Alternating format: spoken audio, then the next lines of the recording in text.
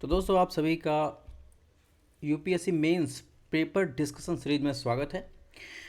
ये paper discussion series के साथ साथ आपको समझने में सहायता करेगा कि जो आप महंगी कोचिंग कर रहे हैं उनका और एनसीईआरटी का रिलेशन कैसा है, और इसके अलावा वर्तमान में जो यूपीएससी के क्वेश्चन पूछने की प्रवृत्ति जो है बदल रही है, उसका संबंध एनसीईआरटी से कैसा है और इसके पहले एनसीईआरटी से कैसा संबंध था। चाहे बात पीटी की हो या मेंस की, दोनों का संबंध हम देखेंगे एनसीईआरटी से।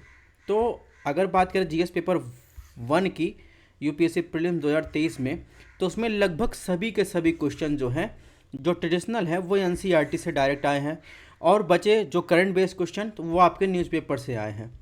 ठीक है, हम इसमें आपको पूरी तरह क्वेश्चंस को बताएंगे कि क्या सोर्स हैं, कहाँ से आप जो है आप इम्पोर्टेंस समझेंगे, और अंत में आप खुद ही ये डिसीजन लेंगे कि क्या कैसे आपको क्या करना है। ठीक है, तो आगे बढ़ने से पहले हम आपको कुछ इन्फॉर्मेशन दें। ये हमारा टेलीग्राम चैनल है, इस पर आपको पीडीएफ मिल जाएगी। स्टडी एंड आईएएस नाम से चैनल है। फेसबुक पेज है, इस पर भी क्लासेस चलती हैं। इंस्टाग्राम पेज है, इस पर भी क्लासेस चलती हैं। आप डायरेक्ट स्कैन कर सकते हैं या फिर सर्च कर सकते हैं। अब बात करेंगे UPSC mains GS paper first में जो क्वेश्चन नंबर 2 है, उसमें पूछा गया था महात्मा गांधी और रविन्द्रनाथ टैगोर में शिक्षा और राष्ट्रवाद के प्रति सोच में क्या अंतर था। 150 वर्ड में लिखना था, 10 मार्क का क्वेश्चन था। तो आपने कहीं ना कहीं महात्मा गांधी को पढ़ा है। उनके महात्मा गांधी की अगर बात करें तो उनके शिक्षा के बारे में क्या विचार थे, राष्ट्रवाद के बारे में क्या विचार थे, थोड़ा बहुत तो आपको पता होगा। लेकिन बात करें रविन्द्रनाथ टैगोर की, तो रविन्द्रनाथ टैगोर के बारे में आप उनके शिक्षा के बारे में क्या विचार थे, राष्ट्रवाद के बारे में क्या विचार थे, और कंपैरिजन कहाँ किया गया है, यानी रविन्द्रनाथ टैगोर महात्मा गांधी के शिक्षा और राष्ट्रवाद के विचारों में अंतर कहाँ है, इसको आपको समझना है इसमें। अब एक बात ध्यान रखना है, ये जो लेक्चर हो रहा है इसमें हम आपको ये समझाने की कोशिश करेंगे क्वेश्चंस कहाँ से पूछे जा रहे हैं और कैसे जो है इसको आपको टैकल करना है, और आप कंपैरिजन करेंगे कि कोचिंग का रोल और एनसीईआरटी के रोल को आपको कंपैरिजन करना है। मैं नकार नहीं रहा हूँ, कोचिंग का रोल नगण्य है, लेकिन आपको ये समझना होगा कि कितना इम्पोर्टेंस है। ठीक है, एनसीईआरटी को आपको 12 बार या 10 बार पढ़ने से फ़ायदा है, या आपको 1.5 से 2 लाख रुपए कोचिंग में देने से फ़ायदा है। ठीक है, क्योंकि अगर बात करें, आपने ह्यूमन नेचर है या स्टूडेंट का, आपने जो है एक बार जो है कोचिंग कर ली, ठीक है, 18 महीने या 12 महीने में कोचिंग कर ली, आपका कोचिंग का टाइम ख़त्म हो गया, फिर आप बैठ गए रूम पे। ठीक है, आप सेल्फ स्टडी कर रहे हैं, और जब आप सेल्फ स्टडी कर रहे हैं तो आपने जो स्टार्टिंग के 1 महीने की शुरुआत में जो पहला सब्जेक्ट पढ़ा होगा उसको आप समझने में आपको जब आप सेल्फ स्टडी करेंगे तो आपको ज़्यादा समझ में आएगा। ठीक है, आपके और विचार निकलेंगे। जैसे फॉर एग्जांपल बात करें, अभी मान लीजिए आप तैयारी कर रहे हैं, इसके पहले आपने अगर 10th और 12th का जो है सब्जेक्ट पढ़ा होगा, अब आपको वो सिंपल लग रहा होगा, अरे इसमें ये भी था, इसको ऐसे भी कर सकते थे। तो आपका जो नेचर सोचने का तरीका, आपने सोचने का दायरा तब बड़ा होता है जब जैसे आपकी एज बढ़ती है और आपका दिमाग बढ़ता है, आप बहुत ज़्यादा एक्सपोजर आपको मिलता है, तब बढ़ता है। तो आपको सोचने का तरीका जो है वो आपको पीछे जो आपने पढ़ चुके हैं वो चीज़ें सिंपल लगने लगती हैं। तो यही कह रहे हैं कि एनसीईआरटी आप 1 से 2 3 4 बार पढ़िए, ये आपको बहुत ज़्यादा फ़ायदा मिलेगा। चलिए अब बात करते हैं फर्स्ट क्वेश्चन की, यानी महात्मा गांधी और रविन्द्रनाथ टैगोर की शिक्षा और राष्ट्रवाद के बीच जो सोच अंतर की बात करें, तो अब देखिए इस सब्जेक्ट से क्लास 8 के हमारे अतीत, ठीक है, थर्ड यानी सामाजिक सोशल साइंस का जो क्लास 8 की बुक है, उससे जो है 2 क्वेश्चन आए हैं फर्स्ट पेपर में। जो पहला क्वेश्चन बना है वो बना है कि चैप्टर नंबर 7 में देसी जनता को सभ्य बनाना, राष्ट्र को शिक्षित करना, इस चैप्टर से बना है। तो चलिए देखते हैं कि ये चैप्टर में कहाँ पे इस क्वेश्चन का आंसर है। तो देखिए, राष्ट्रीय शिक्षा की कार्यसूची के बारे में आप देखेंगे तो यहाँ पर लिखा है महात्मा गांधी और रविन्द्रनाथ टैगोर को जो है भारतीय पश्चिमी शिक्षा के विरुद्ध थे, इनके विचारों के बारे में बात की गई है। तो यहाँ पर देखेंगे महात्मा गांधी के बारे में, अंग्रेजी शिक्षा में न हमें गुलाम बना दिया है, तो महात्मा गांधी के ये विचार शिक्षा के बारे में हैं। ठीक है, तो इसको आपको देखना है। अभी मैं क्वेश्चंस को डिस्कस कराने के वजह से ये नहीं कर रहा हूँ, मैं आपको दिखा रहा हूँ कहाँ से कैसे क्वेश्चन पूछे जा रहे हैं। अगर मैं आपको आज ये क्वेश्चंस का आंसर पूरा बता भी दूँ तो भी आप जो है आगे और क्वेश्चन जो आएंगे उसको जो है समझ नहीं पाएंगे। सबसे अच्छा तरीका है आपको पता चले कि कहाँ से क्या पढ़ना है, कैसे आपको वहाँ से रिसोर्स यूटिलाइज करना है, ये चीज़ें आपको पता रहनी चाहिए, ताकि आप जो है क्वेश्चंस कोई भी आए आप उसको आराम से लिख सकें। अब क्वेश्चंस आ गए रविन्द्रनाथ टैगोर महात्मा गांधी के बारे में। अब आपको यही नहीं पता है कि जो हम पढ़े हैं एनसीईआरटी उसी में ये चीज़ें दी गई है, तो आपको ये चीज़ जानना जरूरी है। तो बहरहाल तो महात्मा गांधी के यहाँ पर देखिए शिक्षा के बारे में उनके क्या विचार थे उसके बारे में लिखा है। यहाँ पर देखिए महात्मा गांधी की दृढ़ मान्यता थी शिक्षा केवल भारतीय भाषाओं में ही दी जानी चाहिए। उनके मुताबिक अंग्रेजी में दी जा रही शिक्षा भारतीयों को अपाहिज बना देती थी। ठीक है, इसके अलावा देखिए यहाँ पर है महात्मा गांधी और कस्तूरबा गांधी शांति निकेतन में रविन्द्रनाथ टैगोर की मुलाकात हुई थी 1940 में। यहाँ पर महात्मा गांधी के बारे में आप देखिए महात्मा गांधी ने इसके बारे में लिखा है। ठीक है, उनके शिक्षा के बारे में क्या विचार थे यहाँ पर उनको लिखा है। महात्मा गांधी ने देखेंगे तो यहाँ पर शिक्षा के बारे में यहाँ भी लिखा है, और यहीं भी रविन्द्रनाथ टैगोर के बारे में भी, रविन्द्रनाथ टैगोर का जो तर्क था उसके बारे में भी यहीं पर लिखा गया है कि रविन्द्रनाथ टैगोर जो है शिक्षा को और साइंस को या पाश्चात्य शिक्षा को कैसे देखते थे। ठीक है, इसके बारे में यहाँ पर लिखा गया है। अब इसके बाद देखेंगे टैगोर का शांति निकेतन की बात करें तो रविन्द्रनाथ टैगोर की बात करें तो उनका मानना था कि जो स्कूल है कोई जेल ना हो, वहाँ बच्चों को मनचाहा जो है अपने अनुसार कार्य करने की आज़ादी हो। ठीक है, तो इस प्रकार देखेंगे यहाँ पर टैगोर के विचारों के बारे में लिखा है। यहाँ पे लिखे टैगोर का मानना था सृजनात्मक शिक्षा को केवल प्राकृतिक परिवेश में ही प्रोत्साहित किया जा सकता है, इसलिए उन्होंने कलकत्ता से 100 किलोमीटर दूर एक ग्रामीण परिवेश में अपना स्कूल खोलने का फैसला लिया। ठीक है, बहुत सारे मामलों में यहाँ पर देखिए क्या अंतर है। टैगोर और महात्मा गांधी शिक्षा के बारे में कमोबेश एक जैसी राय रखते थे, लेकिन दोनों के बीच कुछ फर्क भी थे। गांधी जी पश्चिमी शिक्षा और मशीनों के प्रौद्योगिकी की उपासना यानी कट्टर आलोचक थे, जबकि रविन्द्रनाथ टैगोर जी आधुनिक पश्चिमी सभ्यता और भारतीय परंपरा के श्रेष्ठ तत्वों को क्या करते थे, मिश्रण चाहते थे। उन्होंने शांति निकेतन में कला, संगीत, नृत्य के साथ साथ विज्ञान और प्रौद्योगिकी शिक्षा पर भी जोर दिया। तो यहाँ पर आप अंतर को समझ सकते हैं गांधी जी और रविन्द्रनाथ टैगोर जी के शिक्षा के बारे में। ठीक है, यहाँ पर भी उसी के बारे में दिया गया है। अब बात करेंगे गांधी जी का राष्ट्रवाद कैसा था। गांधी जी के राष्ट्रवाद के बारे में आपने पढ़ा होगा, तो गांधी जी के राष्ट्रवाद को अगर आप पढ़ना होगा तो गांधी जी का राष्ट्रवाद जो है आप देखेंगे मॉडर्न हिस्ट्री का जो है 12th की एनसीईआरटी है, पार्ट 3 है थीम्स ऑफ इंडियन हिस्ट्री का, जिसमें आप जो है चैप्टर 13 है उसमें आप देखेंगे तो महात्मा गांधी और राष्ट्रीय आंदोलन के बारे में यहाँ पर देखेंगे महात्मा गांधी का राष्ट्रीय विचार यानी राष्ट्रीय आंदोलन कैसा था उसके बारे में यहाँ पर दिया गया है, तो ये चैप्टर आपको पढ़ना है। अब बात करेंगे रविन्द्रनाथ टैगोर का राष्ट्रवाद कैसा था। ठीक है, आपने गांधी का राष्ट्रवाद देख लिया, शिक्षा देख ली, रविन्द्रनाथ टैगोर की शिक्षा के बारे में देख लिया।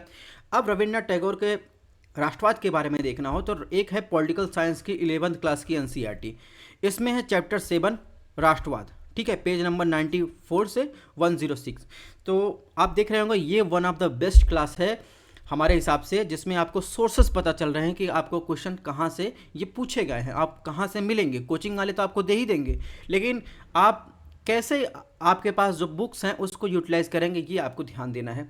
तो इसमें देखिए चैप्टर नंबर राष्ट्रवाद में आप देखेंगे तो वहाँ पर लिखा राष्ट्रवाद पर रविन्द्रनाथ ठाकुर का समालोचना, यानी राष्ट्रवाद के बारे में रविन्द्रनाथ टैगोर क्या सोचते थे। तो यहाँ पर ये इनकी जो है लेटर है उसके बारे में यहाँ पर राष्ट्रवाद हमारा अंतिम आध्यात्मिक मंजिल नहीं हो सकता, मेरी शरणस्थली तो मानवता है, मैं हीरो की कीमत पर शीशा नहीं खरीदूंगा और जब तक मैं जीवित हूँ देशभक्त को मानवता पर कदापि विजयी नहीं होने दूंगा।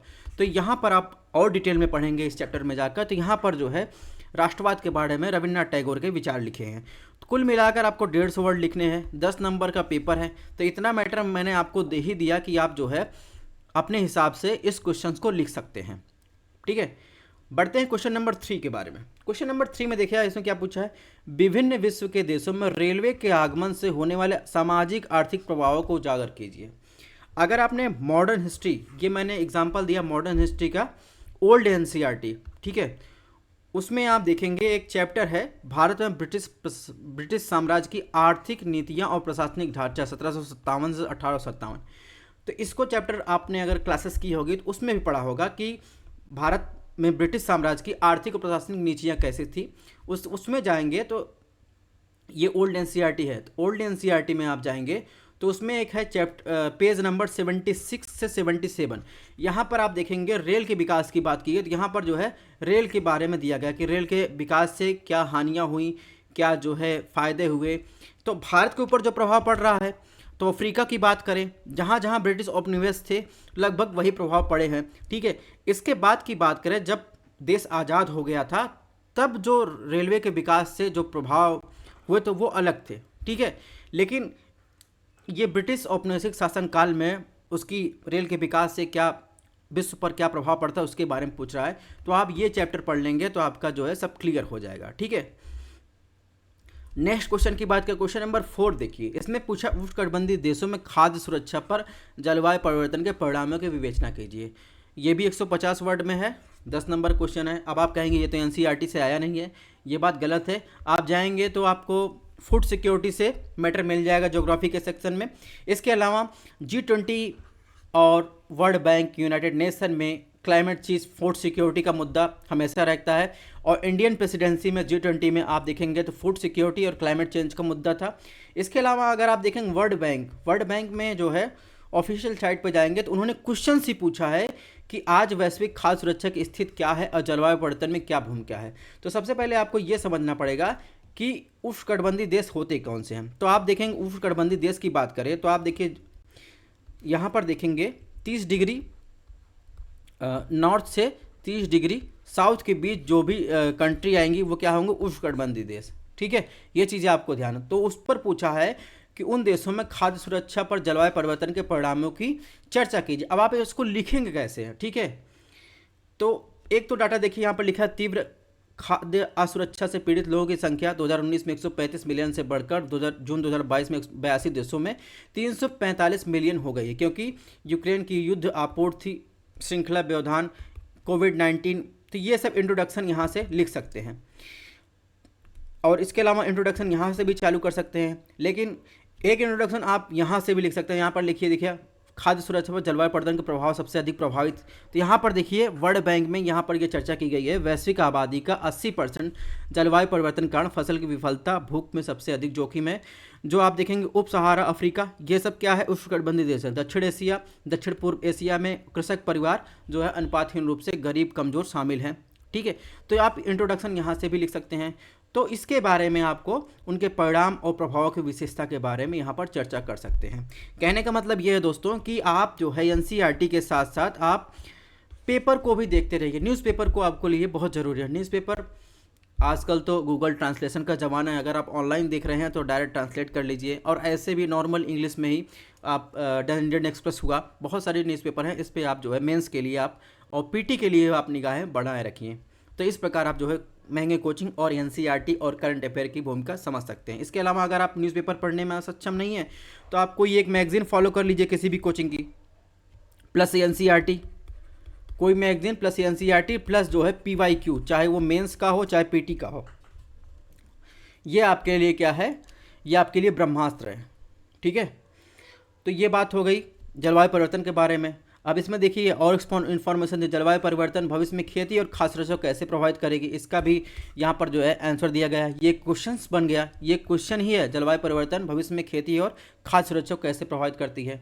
ठीक है, अब जब आप जो है निष्कर्ष लिखेंगे तो विश्व बैंक ने इसमें क्या जो है खाद्य सुरक्षा में मदद करने के लिए क्या कर रहा है, थोड़ा बहुत डाटा डालकर आप जो है निष्कर्ष लिख सकते हैं। अब बात करें क्वेश्चन नंबर 5 पूछा गया जीएस पेपर फर्स्ट में, आज विश्व के ताज़े जल के संसाधनों की उपलब्धता और पहुंच के संकट को क्यों जूझ रही है। ये भी 150 वर्ड है, 10 नंबर का पेपर है। आप जाएंगे सोशल साइंस का बुक है क्लास 10th का, ठीक है, ज्योग्राफी का मान लीजिए, उसमें एक चैप्टर है, चैप्टर नंबर आप देखेंगे 3, जल संसाधन। ठीक है, वाटर रिसोर्स। तो इसमें जाएंगे अगर आप तो एनसीईआरटी इस क्वेश्चंस को यहाँ पर लिख सकते हैं। बहरहाल अगर बात करें वाटर रिसोर्स के बारे में, अगर आपने एनसीईआरटी बहुत सारी चीज़ों को मिलाकर ये मेरा नोट्स है। तो यहाँ पर देखिए जल संसाधन के बारे में लिखा है। तो जल संसाधन की बात करें तो इन्वायरमेंट से इसका संबंध किससे है, बाढ़ और सूखा से। जल संसाधन का संबंध एग्रीकल्चर से है, और जल संसाधन का संबंध जो है रिसोर्स से है। और ये सब आपके यूपीएससी मेंस के जो है सिलेबस में है। इसके अलावा आप यहाँ देखिए जल संसाधन का महत्व, ठीक है, इसमें कितने क्वेश्चन बन सकते हैं। जल संसाधन का महत्व, जल संसाधन का स्रोत, एक होता है सतही जल स्रोत, भूमिगत जल स्रोत। सतही जल स्रोत में नदी, झील, तालाब। जल संकट क्यों, कारण और प्रभाव, प्रबंधन एवं संरक्षण और प्रयास। ठीक है, तो इससे आप ये नोट्स अगर आप पढ़ लेते हो तो एक एक जो है नोट्स से आप जो है कई क्वेश्चन का आंसर लिख सकते हैं। तो आप देखिए जल संसाधन के महत्व की बात करें, जो जल संसाधन एक आधारभूत मौलिक संसाधन है। तो आप देखेंगे जल संसाधन का महत्व की बात करें तो कैसे महत्व है समाज के लिए, कृषि के लिए, जो है इकोसिस्टम के लिए, उद्योग के लिए, ऊर्जा संसाधन के लिए, जलीय कृषि के लिए, अंतःस्थलीय जलमार्ग के लिए, पारिस्थितिक पर्यटन के लिए। ठीक है, अब इसमें मैनेजमेंट में क्या बाधाएं आ रही है, तो भारत की मानसूनी या जल संसाधन कुप्रबंधन, इसके बारे में पूरा डिटेल यहाँ पर दिया गया है। जल संसाधन कारण क्या है, इसके बारे में भी यहाँ दिया गया है, आपको ये पढ़ लेना है। ठीक है, पूरा आंसर बाकायदा लिख सकते हैं आप। अब इसके बाद जल संसाधन के संरक्षण अब तक जो प्रयास किए गए हैं उसके बारे में भी यहाँ पर दिया गया है।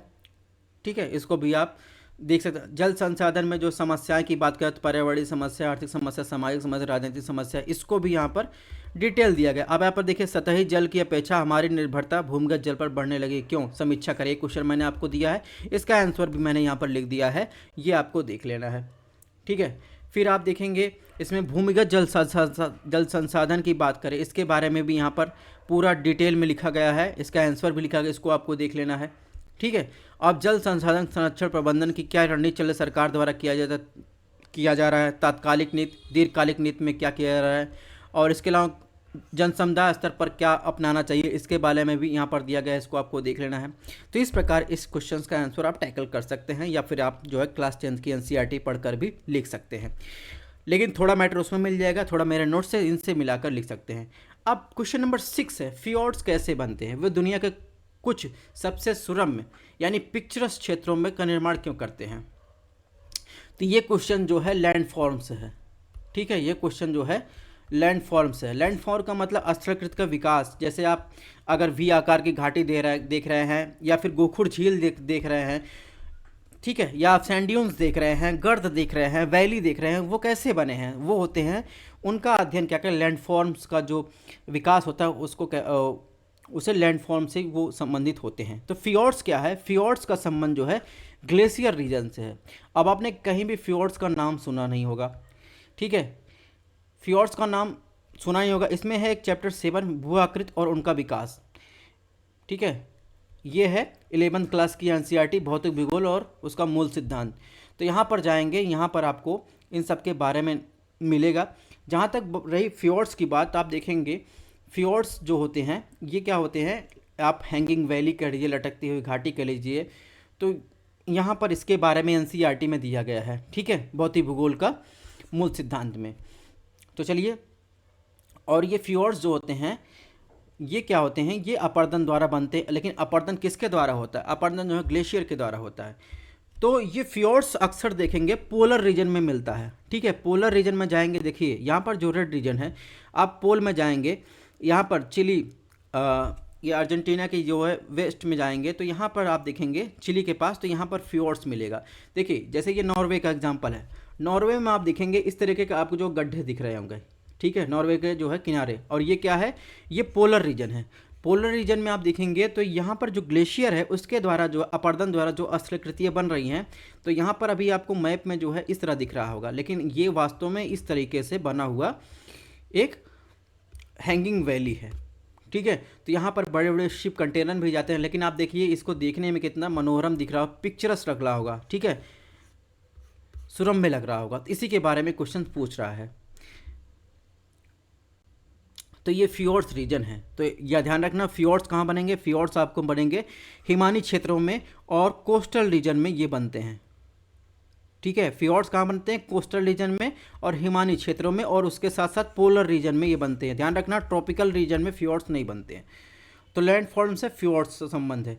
इसके अलावा अब हिमनद के बारे में, यानी हिमनद के द्वारा कैसे कौन कौन सी स्थलाकृति बनती है, ये आपके जो है भौतिक भूगोल के सिद्धांत में ये चैप्टर है, इसको आपको देख लेना है। ठीक है, अब एक चीज़ और आपको बताया, जो नदियों द्वारा अपर्दन होता है उसका जो स्थलाकृत होता है वो अलग होता है। जैसे आप देखेंगे नदियों द्वारा जो अपर्दन होता है तो रास्ते में बड़े बड़े पत्थर रहते हैं। ठीक है, बड़े बड़े टुकड़े रहते हैं, लेकिन आप अगर ग्लेशियर रीजन में जाएंगे, कहीं भी जाइए, या हम पोलर पाथ नहीं कर रहे हैं, मान लीजिए हिमालय में चले गए, तो वहाँ पर आपको कहीं भी जो है आपको जो है बड़े बड़े पत्थर नहीं देखने को मिलेंगे। वहाँ पर आपको बहुत फाइन मटेरियल देखने को मिलेंगे, बहुत फाइन मटेरियल, छोटे छोटे टुकड़े देखने को मिलेंगे। ठीक है, जैसे आप लद्दाख वगैरह में जाएंगे वहाँ भी आपको बहुत फाइन मटेरियल देखने को मिलेंगे। जैसे जैसे आप हिमाचल प्रदेश नीचे आएंगे वहाँ पर आप देखेंगे तो नदियों द्वारा जो अपरतन होता है वहाँ पर बड़े बड़े आपको चट्टान देखने को मिलेंगे। तो कुछ प्रकार ऐसे आप जो चीज़ देख रहे हैं उसको ऑब्जर्व करना सीखिए। लेकिन आपको ध्यान रखना ये फ्योर्ड्स का संबंध जो है पोलर रीजन से है और कोस्टल रीजन में ये स्थलाकृति बनती है। तो यहाँ पर देखिए हिमनद का जो है लगातार हिमनद के बारे में दिया गया है, तो इसको आपको देख लेना है और एनसीईआरटी से पढ़ लेना। तो एनसीईआरटी का इंपॉर्टेंस आपको यहाँ से समझ में आएगा। अब फ्योर्ड्स के बारे में मुझे लगता है कि जो लोग जीएस पढ़ते होंगे उनको भी बहुत ज़्यादा नहीं पता होगा।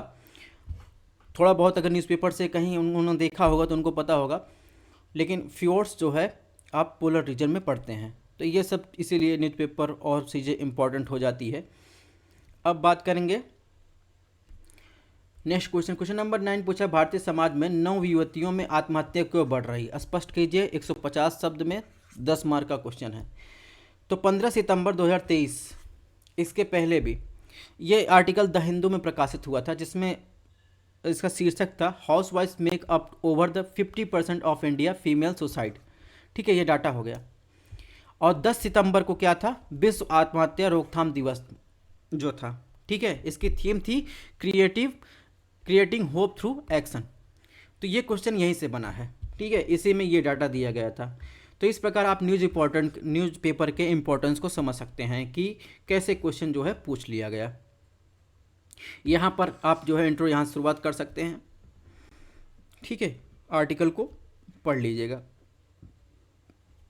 नेक्स्ट क्वेश्चन बात करेंगे। एक क्वेश्चन पूछा गया, क्वेश्चन नंबर 10, बच्चे को दुलारने की जगह अब मोबाइल फ़ोन ने ले ली है, बच्चे के सामाजिकरण पर इसके प्रभाव की चर्चा कीजिए। 10 मार्क, 150 वर्ड।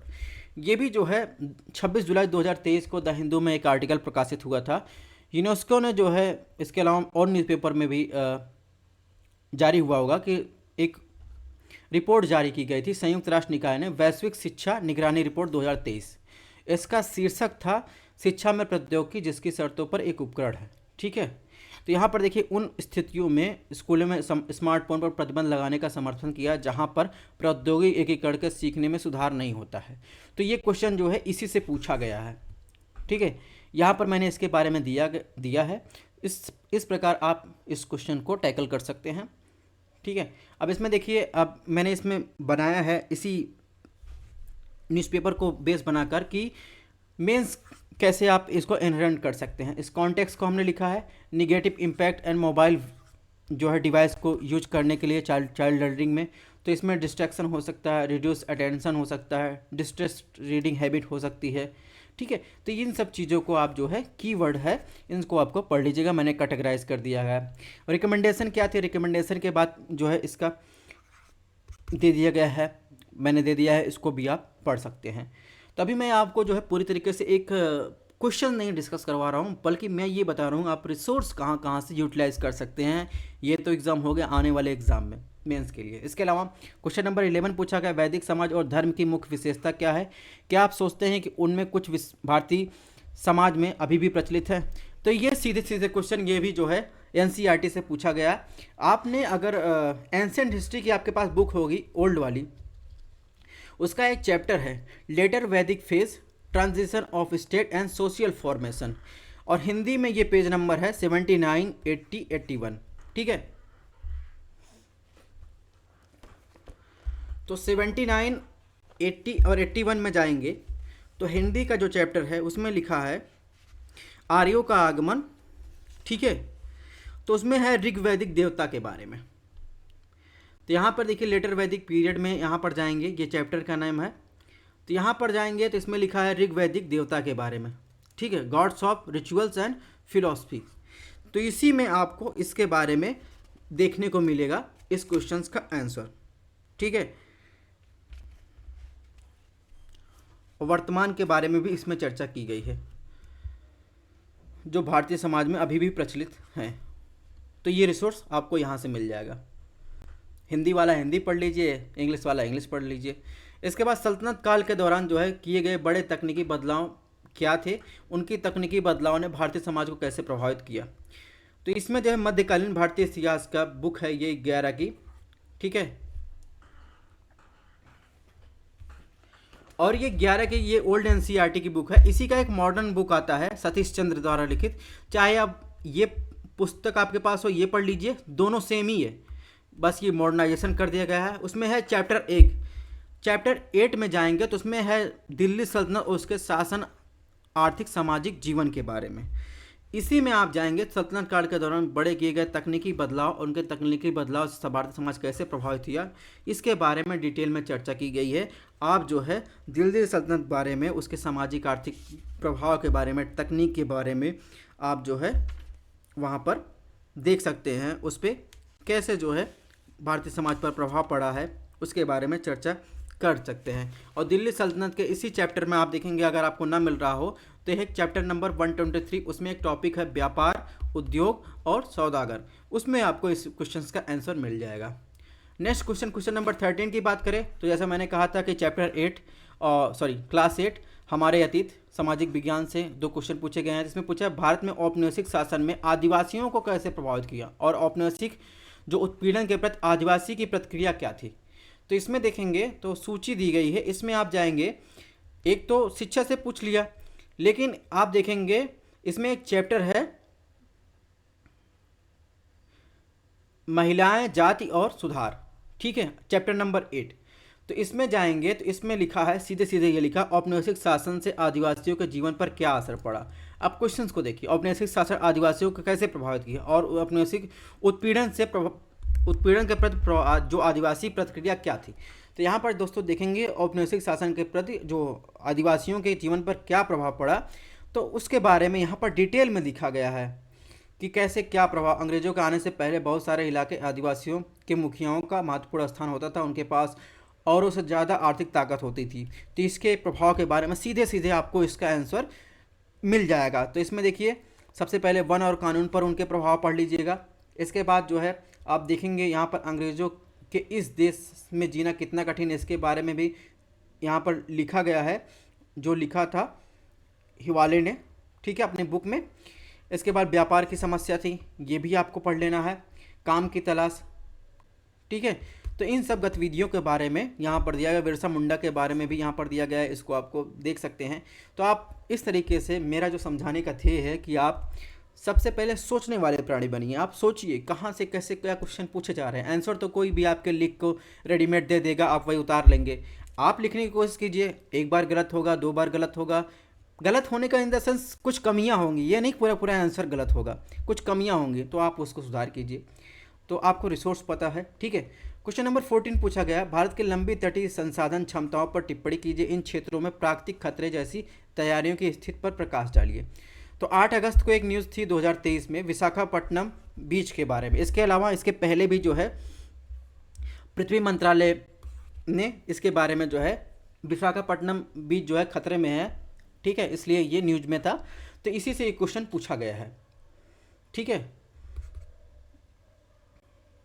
तो Visakhapatnam beach stretch face erosion risk due to weather and unbalanced nourishment activity, ठीक है, ये इस प्रकार देख रहे होंगे, ये बीच है। तो यहाँ देखिए इरोजन जो है बहुत ज़्यादा हो रहा है, तो बहुत ज़्यादा चर्चा में था, तो इसीलिए आप देखेंगे तो न्यूज़पेपर का इंपॉर्टेंस बढ़ जाता है। इसके अलावा आप देखेंगे विशाखापट्टनम यहाँ पर है, तो अगर कोस्टल एरिया को नुकसान होगा तो ये क्या है, विशाखापट्टनम आप देखेंगे तो ये जो आंध्रा वाला रीजन है, अगर पूरा कोस्टल एरिया को नुकसान हो रहा है तो यहाँ पर देखिए मैंग्रोव एरिया भी हैं, तो बहुत सारे रिसोर्स का नुकसान होगा। तो आप इससे आप जो है क्वेश्चंस और पेपर के इंपॉर्टेंस समझ सकते हैं, ठीक है। तो इस प्रकार हमने जो है कुछ क्वेश्चंस को समझ लिया, बाकी बचा क्वेश्चन नंबर 1। और इसके अलावा ये जो 2 क्वेश्चन है, ये अगर आपको जैसे अगर क्या आपको लगता है कि संस्कार के रूप में विवाह आधुनिक भारत में अपना मूल्य खो रहा है, तो इसको पढ़ना हो तो आप 12th क्लास का जो है 12th क्लास का सोसाइटी का जो बुक है उसको आप पढ़ सकते हैं, ठीक है। तो इस प्रकार जो है हमने पेपर फर्स्ट को ये समझा कि क्वेश्चंस कहाँ पूछे गए हैं। अब क्वेश्चंस का मॉडल जो आंसर होगा उसको हम जो है आपको प्रोवाइड करवा देंगे, लेकिन आपको मॉडल आंसर से ज़रूरी ये चीज़ है कि क्वेश्चंस कहाँ से पूछे जा रहे हैं, ये आपके लिए जानना ज़रूरी है। ठीक है। अब इसमें देखिए एक क्वेश्चन दिया गया है कि आज दुनिया के मीठे पानी के संसाधनों की उपलब्धता और पहुंच संकट क्यों सामना कर रही है। तो मैंने जो आपको मॉडल आंसर दिया है और अपने नोट्स दिए हैं, इसी से ये क्वेश्चन कवर हो जाएगा। और इसमें देखिए भारत में प्राकृतिक वनस्पति विविधता के लिए जिम्मेदार कारकों की पहचान और चर्चा कीजिए। भारत में वर्षा वन क्षेत्रों वन्य जीव अभ्यारण्य के महत्व को आकलन कीजिए। ये भी आपका जो है हो जाएगा एनसीईआरटी से। ठीक है। तटरेखा वाला कर चुके हैं, भोजपुर क्षेत्र वाला भी हम लोग कवर करेंगे। तो कुल मिलाकर जो है हम लोग ये समझ लिए कि एनसीईआरटी और यूपीएससी का रिलेशन कैसा है और हमारा जो है कोचिंग से रिलेशन कैसा है और हम कहाँ पर हैं और एनसीईआरटी यूपीएससी कहाँ से क्वेश्चन पूछ रहा है। तो थैंक्स फॉर वाचिंग। अगर आपको क्लासेस पसंद है सब्सक्राइब भी कर सकते हैं। ये हमारा टेलीग्राम चैनल, ये इंस्टाग्राम आईडी है, इसको भी ज्वाइन कर सकते हैं। इस पर भी क्लासेस चलेंगी।